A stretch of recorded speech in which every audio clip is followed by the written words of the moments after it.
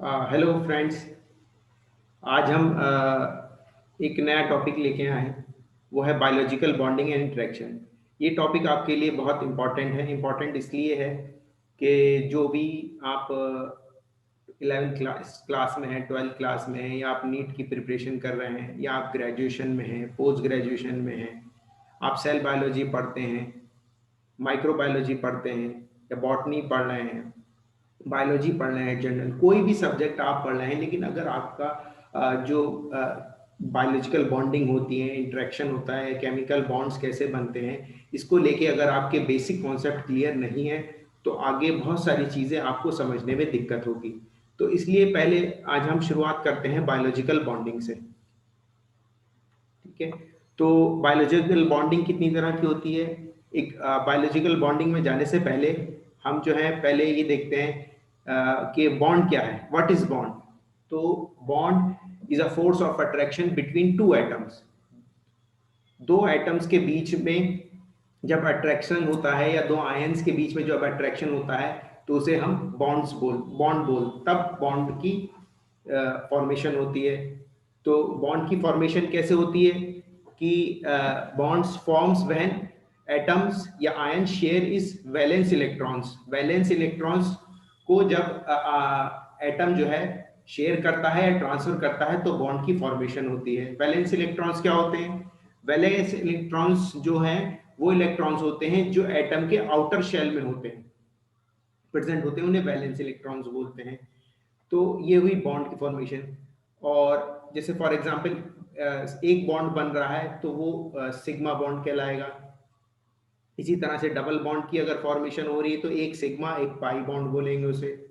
अगर triple bond बन रहा है तो उसमें एक सिग्मा और दो पाई बॉन्ड होंगे। तो ये बेसिक है चीजें। अब आते हैं हम अपने बायोलॉजिकल बॉन्डिंग और इंटरेक्शन पे। तो बायोलॉजिकल इंटरेक्शन और bond in living system fall under two categories, covalent and non covalent interaction. तो जितने भी बायोलॉजिकल बॉन्डिंग होती है लिविंग सिस्टम्स में, सेल्स में, तो वो दो तरह की मेनली होती है, कोवेलेंट एंड नॉन कोवेलेंट। इसमें जो कोवेलेंट इंटरेक्शन है वो एक स्ट्रॉन्ग इंटरेक्शन होता है, और जो नॉन कोवेलेंट इंटरेक्शन है जितने टाइप के, वो वीक इंटरेक्शंस होते हैं। और इसमें से the main type of weak interaction are hydrogen bond, ionic bond, van der Waals forces, hydrophobic interaction. ये कंपैरेटिवली वीक होते हैं as compare to covalent bonds के।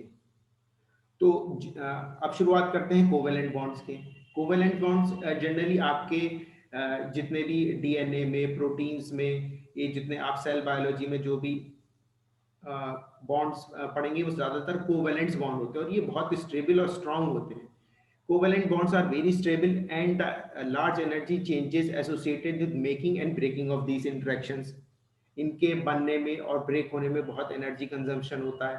फॉर एग्जांपल जैसे कार्बन कार्बन के बीच में, कार्बन ऑक्सीजन के बीच में, कार्बन नाइट्रोजन के बीच में, और जो कार्बोनिल और एमाइड ग्रुप के बीच में जो पेप्टाइड बॉन्ड बनता है, ये भी एक टाइप का कोवेलेंट बॉन्ड है।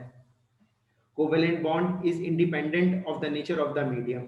ये इनके ऊपर मीडियम का कोई फर्क नहीं पड़ता, वेदर इट इज पोलर और non polar, it remain same in both types of solution. तो ये हमेशा सेम रहते हैं। नेक्स्ट पे आते हैं नॉन कोवेलेंट इंटरेक्शंस। तो non covalent interactions are weak interactions.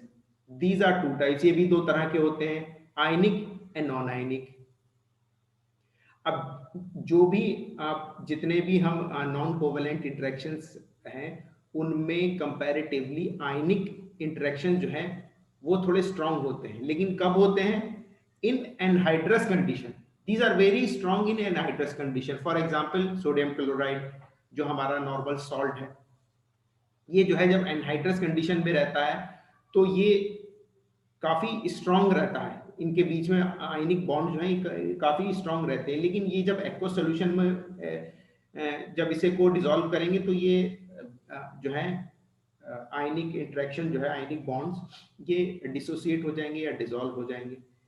तो in anhydrous condition these are very strong और इक्विवेलेंट देन कोवेलेंट इंटरेक्शन। या तो ये कोवेलेंट इंटरेक्शन के जितने या उससे ज्यादा स्ट्रांग भी हो जाते हैं।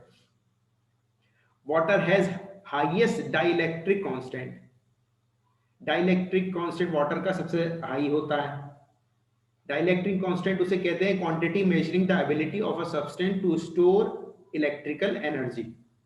ये एक डाइलेक्ट्रिक कांस्टेंट एक कोफिशिएंट कह लें या कांस्टेंट कह लें, ये एक मेजरिंग करने की एबिलिटी है जो हमारी इलेक्ट्रिकल एनर्जी जो स्टोर्ड होती है आयंस की, उसको मेजरिंग करने की। तो वाटर का जो है सबसे ज्यादा होता है dielectric constant 80।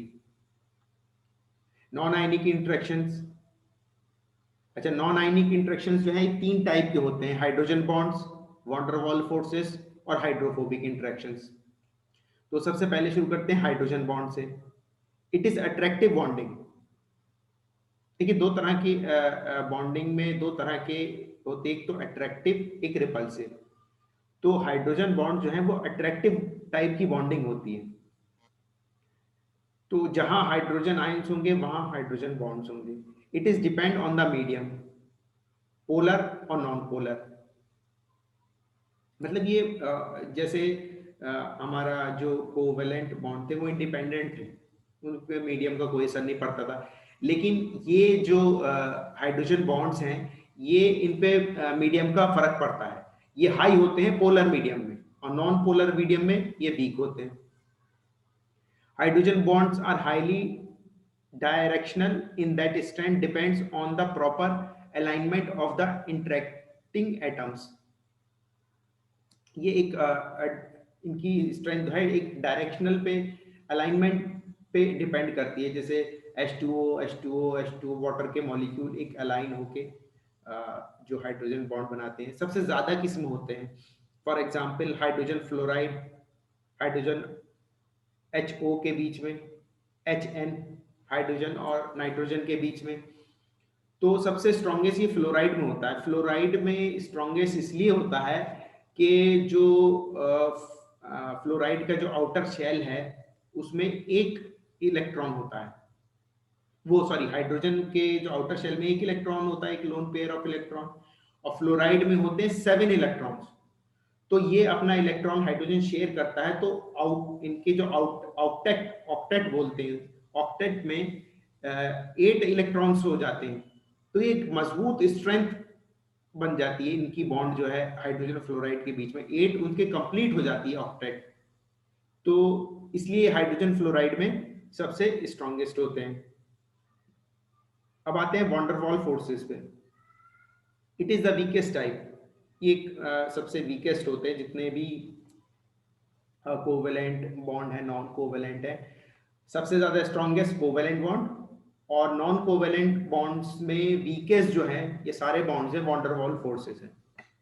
Can be attractive और रिपल्सिव, ये अट्रैक्टिव भी हो सकते हैं रिपल्सिव भी हो सकते हैं। Always intermolecular interaction between two molecules, intermolecular interaction होता है हमेशा दो मॉलिक्यूल्स के बीच में। It is dependent of the medium, ये मीडियम पे, तो sorry it is independent of the medium, ये इंडिपेंडेंट होते हैं। मतलब इन पे पोलर नॉन पोलर का कोई फर्क नहीं पड़ता, लेकिन ये भी तीन तरह के होते हैं। डाइपोल डाइपोल, अब इसमें डाइपोल डाइपोल देखिए ये अट्रैक्टिव, जैसे पॉजिटिव निगेटिव, तो ये एक अट्रैक्टिव टाइप का है। दूसरा इसमें रिपल्सिव भी, निगेटिव निगेटिव।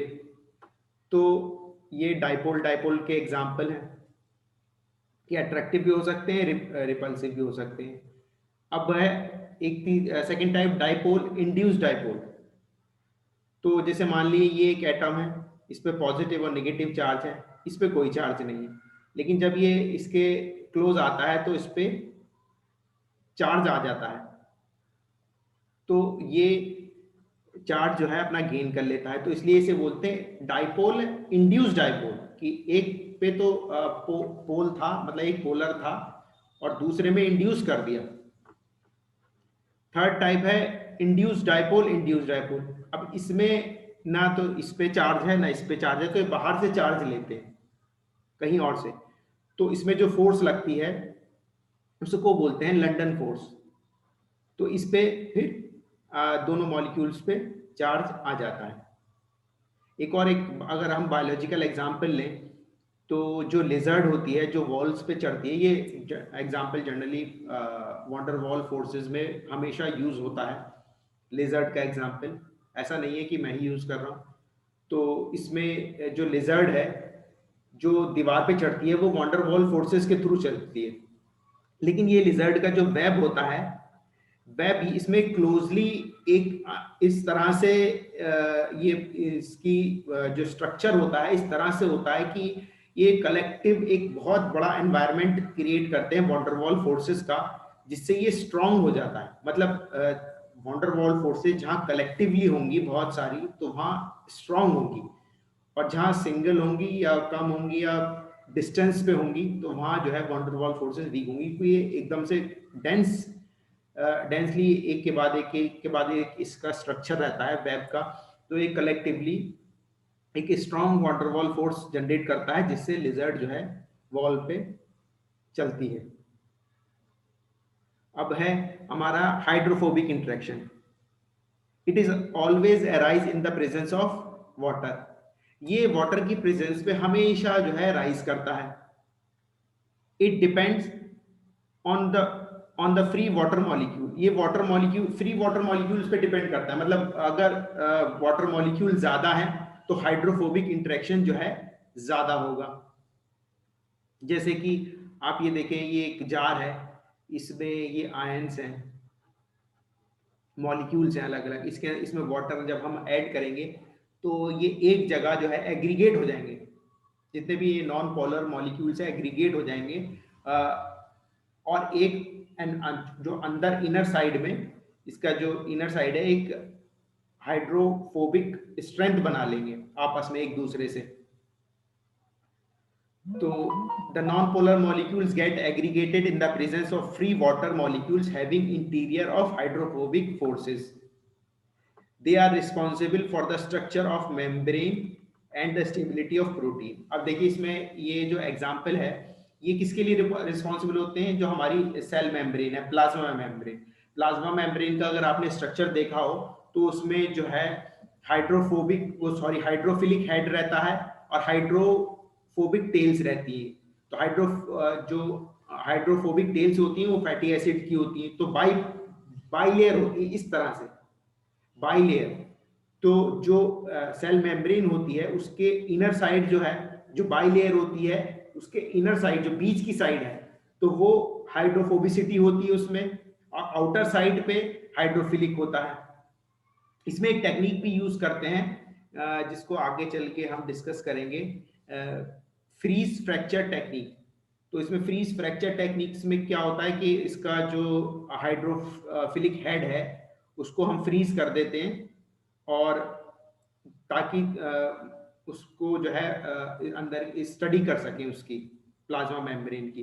तो ये रिस्पॉन्सिबल होती है, एक मेंटेन रखती है हाइड्रोफोबिसिटी से, उसका जो आपस में बाइलेयर जो है जुड़ी रहती है। तो ये हाइड्रोफोबिक इंटरेक्शन वहां वर्क करते हैं बहुत ज्यादा। Thank you, I hope you like my video. ये हमारे जितने भी तरह के इंटरेक्शंस थे, इसमें जो सबसे, एक बार फिर से शुरुआत करते हैं कि बायोलॉजिकल इंटरेक्शंस जो जनरली आपको इसमें सेल्स में, सेल बायोलॉजी में जो भी आपको बायोमोलिक्यूल्स में जो भी आपको पढ़ने को मिलेंगे, वो जनरली दो टाइप के होंगे, कोवेलेंट और नॉन कोवेलेंट। नॉन कोवेलेंट दो टाइप के, आयनिक एंड नॉन आयनिक।